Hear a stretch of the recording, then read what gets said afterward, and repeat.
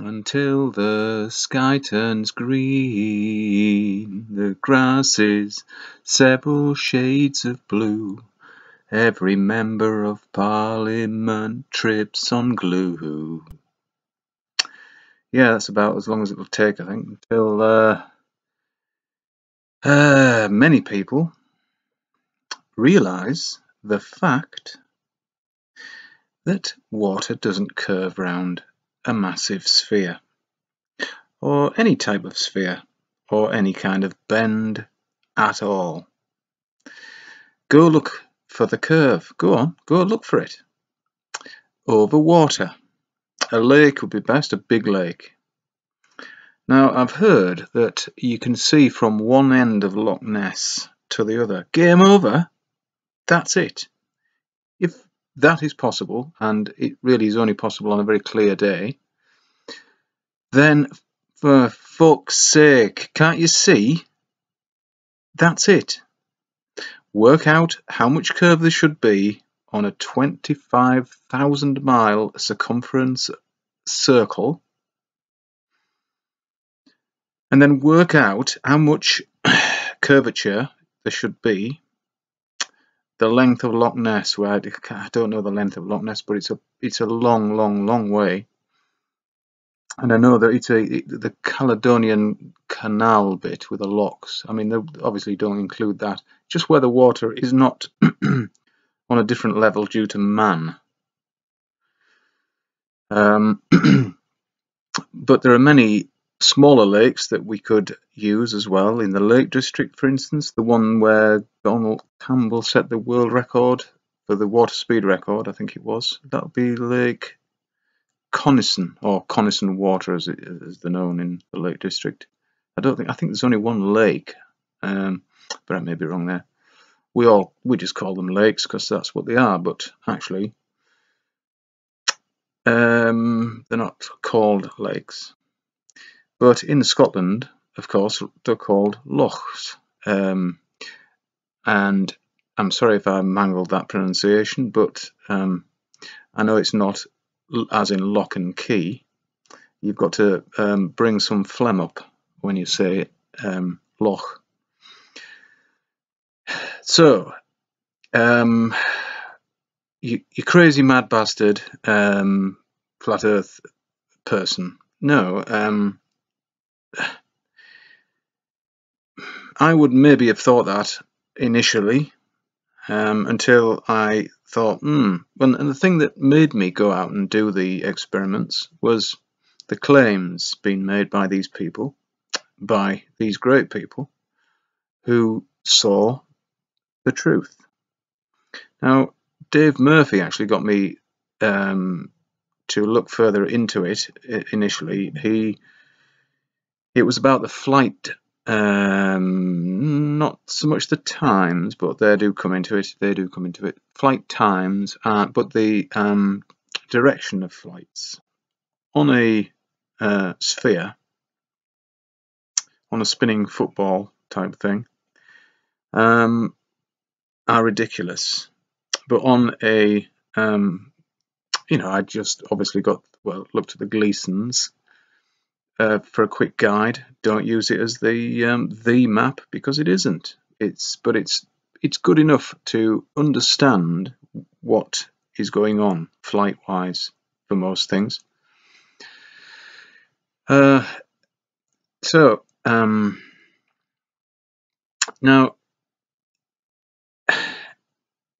I know to do these experiments, it's not an easy thing. You may really have to involve two people, or at least, to do the a boat is a good idea. Row a boat out, and then somebody on the shore, somebody on the boat, and then photograph or film each other from 3 miles would be enough if you were close enough to the water. But I would recommend 5 or 6. Now, I don't know whether Coniston Water, I think it may be 5 or 6 miles long. I mean, it would have to be fairly long in a straight line for Donald Campbell to do his speed record. That's why I'm thinking it must be fairly long anyway. I'm sorry I don't have any details. I don't even think I've got an atlas in around my place here, but I was so used to just referring to the internet, I suppose. But now I can't when I'm here, which is most of the time. So don't believe me, believe your own experiments. That's the way that you will understand this. That's the way I had to do it. I wasn't going to take anybody's word for it, although by the time I actually got around to doing the experiments, I kind of knew what to expect because it was quite obvious that we're not living on a spinning ball. Like I say, I did the flight routes first. That got me thinking, and then well, it was a while before I got to space, but I already knew they didn't go to the moon. I mean, I'd studied that, and it's bloody obvious. But I didn't know about the space station, or the LISS, as we like to call it. But that was very evident later on that was all total horse shit. I think they've just sent some more people or supplies or something, pretended to send up there. Now, how much water do you think you'd need? Now, I know that just living here, how much water I go through. I have to purify it if I don't get it from elsewhere. I've got water here, but it's not drinkable, so I have to process it. I have to distill it. That's what I do. And it's beautiful when it's distilled, but so they're going to do that up there with their own piss. So they piss into a tube or whatever. They have explained it. I mean, come on, that would be the most foul, vile place to go to the toilet. And you're shit and piss into this. Oh no. No, no. That's not going to happen. Even when you go camping, you've got better gear than that. Anyway, they recycle their piss, apparently, and drink it again, And now, okay, the process to distill water, I tell you, it takes quite a lot of energy. I have to do it on a gas ring. I wonder if they've got gas up there. Or a fire on a stove. I wonder if they've got a wood burning stove in the fake station. Or maybe they just got one of those plug-in ones, the ones that cost about 300 quid. You plug them in, and hey presto, distilled water comes out the end. I don't think I wouldn't recommend pissing in it. I'd just get it out of the tap. But you could piss in it. You could get actually the water out of your septic tank, and it would come out, well, pure. It would be water. It wouldn't be water with jobbies floating around in it and bits of toilet paper and stuff. But that would, well, these things, like the one I've got is a very simple one. It's just it's a bucket with a floating bowl, and another bowl as a lid, which forms droplets of water, condenses on the cold of that lid, because you fill it with cold water. and then that drips into the floating bowl, which you empty from time to time, which gives you your distilled water. I can't see them fanning around like that up there. And I'm just saying that water is very heavy as a commodity, and it's the most necessary thing for life. So yeah. Oh, and this year for my Christmas dinner, I'll be going. I think I'll go to the moon. Yeah, that was promised to me when I was 10, and now that's 42 years later. And 42 years later, and are they any closer to doing that? No, they're further away. They'll tell you. NASA will tell you we can't go to the moon. They'll say any more, but they've never been to the moon, obviously. They can't go to the moon because of that technology is lost to them now. What the only form of transport that hasn't advanced in 40 years is the fake space transport.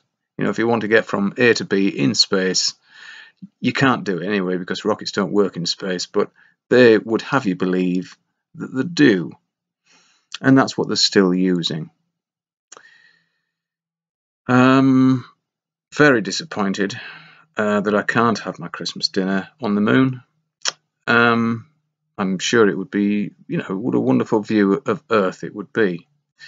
And what would Earth look like? Would Earth look like it looked in the photographs that they show you when they were on the moon, i.e. a kind of a small blue circle about the size of, about the size of the moon appears when we look at the moon from Earth?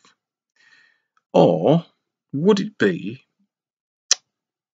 look like the moon transiting the Earth? Would it be that size? You know, the one I mean, the satellite that's 1 million miles from Earth took photos of the moon transiting the Earth, and the Earth in the background was always much bigger than the moon in the foreground. Now, I've said it before, but which one is real? Which one is real? A few NASA fanboys and you people who think they went to the moon, you people who think that rockets work in space, you people think that the fake station is real, that Voyager and all those nonsense probe bullshit things that went round the solar system. What a pile of bollocks. If you think that all that is real, you tell me which photograph of the moon is real. What size is it? Because the two different photographs taken about 40 years apart are massively different. And I'll tell you which I know to be real. None of them. They're both fake bullshit. And if you don't believe me, have a look at them. And if you still don't believe me, go to a lake or to the sea and do some measurements. Take a good camera with you, or a pair of binoculars, or a telescope, something that'll give you a view to the distance on a clear day, and I swear to you, on my life, not that I hold that much about my life, but on my cat's life, I will say that you will never find a bend, a curve on that surface of the water. Then you'll say, it must be right. And that's because I am right. I don't want any thanks, I'm right.